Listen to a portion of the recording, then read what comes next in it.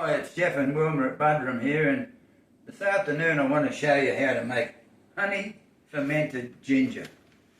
So this is what I made 2 weeks ago, and this is the remainder of what I've been using for the past 2 weeks, and I'm going to finish it off this afternoon, and I'm going to make a new one. So what I've got is thinly sliced ginger out of the freezer. So it's been peeled and thinly sliced.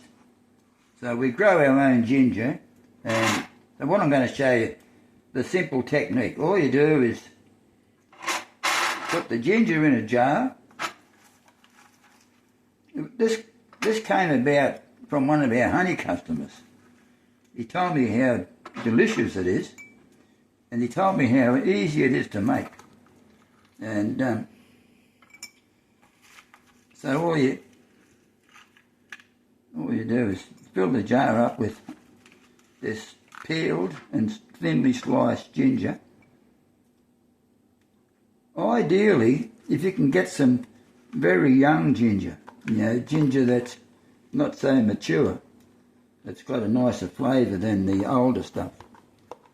But I've got some ginger growing, and I think I might pick some about 3 months early. It won't produce as much, but I'm going to pick it 3 months earlier than normal, just so I can make this. So with the ginger in place, all you do is pour your honey in there, and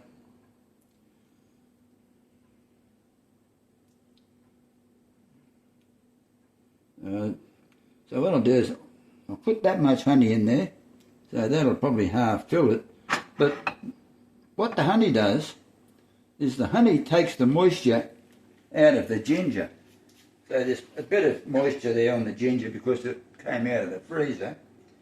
So the honey takes the moisture out of the ginger, and then it turns the honey, what the beekeepers call unripe, in that it's got a higher water content. And so once it gets the higher water content, the honey will ferment. So once the honey gets above 20% water, it'll ferment. So the higher the water content, the faster the honey will ferment. So you just let it settle. So when it forms a level, so in this case I can put more ginger in there, and then I can add more honey if it's necessary. So ideally you want the honey to just cover the top of the ginger. If you put a bit more in, it doesn't really matter. So this is the one that I'm about to start tomorrow, and you can see here that the liquid is just at the surface, and you can see the liquid is quite runny. You can see it's can you see that? Tip it further up. Yeah. So you can see how runny it is. So that's because it's taken the moisture out of the ginger, and it's turned quite beery. Now, I'll just show you my serving suggestion. This is how I have it. So what I have is a little snack in the evening.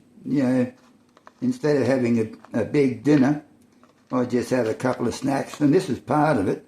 I just get some mixed nuts, some sultanas, and some chopped up 70% dark chocolate, and just drizzle this stuff over it. Especially the liquid. Just coat everything with that liquid, and it's absolutely beautiful. So, and that's your evening meal? Well, plus a few crackers and cheese and chutney and that. But so this is the first thing I have for an evening meal. And